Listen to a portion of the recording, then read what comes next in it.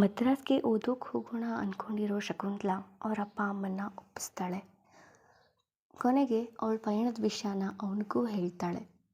ಅವಳ ಪಯಣದ ವಿಷಯ ಕೇಳಿ ಆತ ಬೇಸರಗೊಳ್ತಾನೆ. ನೆಕ್ಸ್ಟ್ ಮಿನಿಟೇ, ಸರಿ, ಬೆಸ್ಟ್ ಆಫ್ ಲಕ್, ನನಗೂ ಕೆಲಸ ಸಿಕ್ಕಿದೆ, ಇದು ನನ್ನ ಪರ್ಸ್ನಲ್ ನಂಬರ್ ಮದ್ರಾಸಿಂದ, ಪ್ಲೀಸ್ ಫೋನ್ ಮಾಡಿ ಅಂದ. ಆದರೆ ಅವಳು ಅವನಿಗೆ ಫೋನ್ ಮಾಡಲೇ ಇಲ್ಲ. ನಿಧಾನವಾಗಿ ಅವನನ್ನು ಮರೀತಿದ್ದೀನಿ ಅಂದ್ಕೊಂಡ್ಳು. ಅಪ್ಪ ಅಮ್ಮ ತೋರಿಸಿದ ಹುಡುಗನ್ನೇ ಮದುವೆ ಆದಳು. ಅವನು ಸಾಫ್ಟ್ವೇರ್ ಇಂಜಿನಿಯರ್ ಅಂತ ಕೇಳಿ ಖುಷಿಪಟ್ಳು. ಆದರೆ ಅವಳ ಗಂಡನ ಪಕ್ಕ ಹೋದಾಗಲೆಲ್ಲ ಅವನೇ ನೆನಪಾಗ್ತಿದ್ದ ಶಕುಂತಲಾಗೆ. ಅವಳ ಗಂಡ ಒಂಥರ ಮುಡಿ ಪರ್ಸನ್. ಅವನಿಗೆ ಅವಳ ಭಾವನೆಗಳೇ ಅರ್ಥ ಆಗ್ತಿರ್ಲಿಲ್ಲ. ಅವನು ಯಾವತ್ತೂ ಅವಳ ಸೌಂದರ್ಯನ ಹೊಗಳಲಿಲ್ಲ, ಅವಳ ಹಾಡಿಗೆ ತಲೆದೂಗಲಿಲ್ಲ, ಅವಳನ್ನು ಕಾಡೋದಾಗಲಿ ಕೆರಳಿಸೋದಾಗಲಿ ಮಾಡಲಿಲ್ಲ. ಜಗಳಕ್ಕಂತೂ ಬರಲೇ ಇಲ್ಲ. ಜೋಕ್ ಹೇಳಿ ನಗಿಸ್ಲಿಲ್ಲ, ಸುಮ್ಮನೆ ಹೆದರಿಸ್ಲಿಲ್ಲ. ಬದಲಿಗೆ ತಾನಾಯಿತು, ತನ್ನ ಕೆಲಸ ಆಯಿತು ಅಂದ್ಕೊಂಡ. ತಂಪಿದ್ದ.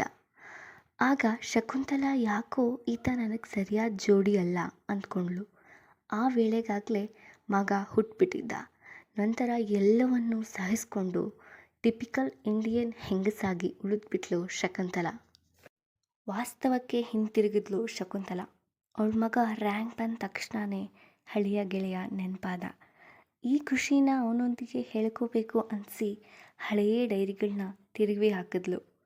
ಅವನು ಕೊಟ್ಟಿದ್ದ ಪರ್ಸ್ನಲ್ ನಂಬರ್ ಸಿಕ್ಕೇ ಬಿಡ್ತು. ಉದ್ವೇಗದಿಂದ ಡಯಲ್ ಮಾಡಿ ಹಲೋ ಅಂದ್ಲು.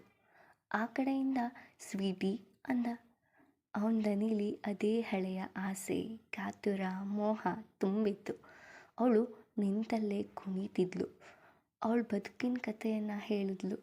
ಅವನು ನನಗೂ ಮದುವೆ ಆಯಿತು, ಇದು ಎತ್ತರ ಬೆಳೆದ ಮಗ ಇದ್ದಾನೆ ಅಂದ. I like you very much ಅಂತ ಫೋನ್ ಇಟ್ಟ.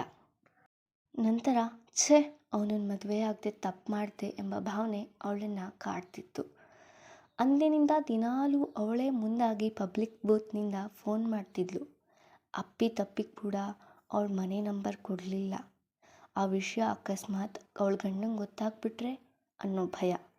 ಹೀಗೆ ಒಂದಿನ ಅವಳ ಸ್ಟುಪಿಡ್ ಗೆಳೆಯನೊಂದಿಗೆ ಮಾತಾಡ್ತಾ ಇದ್ದಕ್ಕಿದ್ದಂತೆ ನಾನು ನಿಮ್ಮನ್ನು ಪ್ರೀತಿಸ್ತಿದ್ದೆ, ಆದರೆ ಹೇಳ್ಕೊಳ್ಳಿಲ್ಲ, ಸಾರಿ ಅಂದ್ಬಿಟ್ಲು.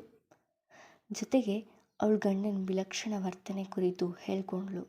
ಆತ ಹೌದಾ, B cool, take it easy ಅಂದ. ಅವನ ಮಾತಿಂದ ಸ್ವಲ್ಪ ಸಮಾಧಾನ ಮಾಡಿಕೊಂಡು ಮನೆಗೆ ಬಂದಳು. ನೆಕ್ಸ್ಟ್ 2 ಮಿನಿಟ್ಸ್ಗೆ ತೀರಾ ಕೆಟ್ಟ ಸುದ್ದಿ ಬಂತು. ಅವಳ ಗಂಡನಿಗೆ ಆಕ್ಸಿಡೆಂಟ್ ಆಗಿತ್ತು, ಸ್ಥಳದಲ್ಲೇ ತೀರ್ಕೊಂಡಿದ್ದ. ಆ ಕ್ಷಣ ಅವಳನ್ನು ಪಾಪ ಪ್ರಜ್ಞೆ ಕಾಡತೊಡಗಿತು. ಅವಳ ಗಂಡನನ್ನು ಮೋಸ ಮಾಡಿದೆ, ಅವನನ್ನು ನಿರ್ಲಕ್ಷಿಸಿದೆ ಅಂತ ಅನಿಸೋಕೆ ಸ್ಟಾರ್ಟ್ ಆಯಿತು. ನಂತರ ಅವಳ ಬಾಯ್ ಫ್ರೆಂಡ್ನ ಪೂರ್ತಿ ಮರೆತುಬಿಟ್ಲು. ಯಾಕೋ ಏನೋ ಆಮೇಲೆ ಅವನು ಫೋನ್ ಮಾಡಲೇ ಇಲ್ಲ.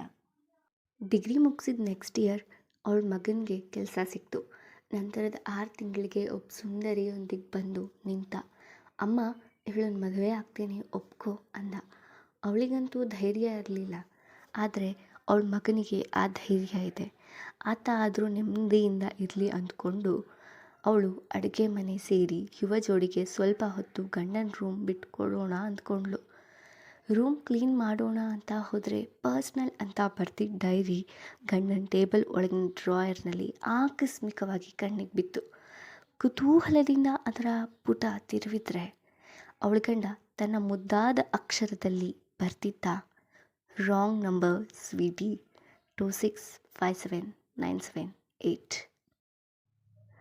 ಈಗ ಅರ್ಥ ಆಯ್ತಲ್ಲ, ನಮಗೆ ಏನು ಬೇಕೋ ಅದನ್ನು ದೇವರು ಖಂಡಿತ ಕೊಟ್ಟಿರ್ತಾನೆ. ಆದರೆ ನಾವು ಅದನ್ನು ಬೇರೆಲ್ಲೋ ಹುಡುಕ್ತೀವಿ. ನಿಜ ಸಂಗತಿ ತಿಳಿಯುವ ವೇಳೆಗೆ ತುಂಬ ತಡ ಆಗಿರುತ್ತೆ.